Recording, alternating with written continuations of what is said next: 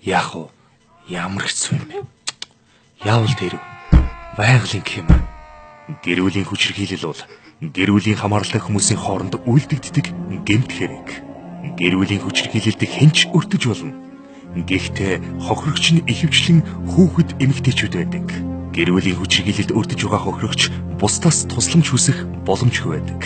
Гэр бүлийн хүчирхийлэл хэн нэгэн нь амь насаа алдаж бэртэж гинцсний дараа л илэрдэг.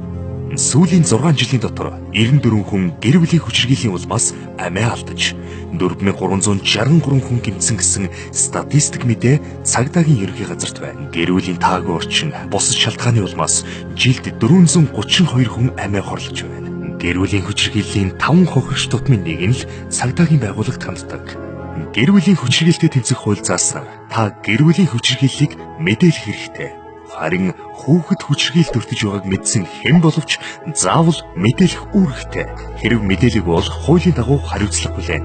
Тиймээс та гэр бүлийн хүчирхийллийн талаарх мэдээллийг утсаар үнгүй 102, 107, 108 дугаар залгах эсвэл биечлэн болон бичгээр хамгийн ойр байгаа цагдаагийн байгууллагт цагдаагийн албан хаагч эзгүй бол сум багийн засаг гаргад өгнө. Мэдээлэл өгсөн таныг хуулийн дагуу нууцлана. Гэрч хохирогчийг хамгаалах тухай хуулийн дагуу хамгаална. Таны өгсөн дуудлага хүний эрүүл мэндийг хамгаалж амь насыг ч аварч чадна.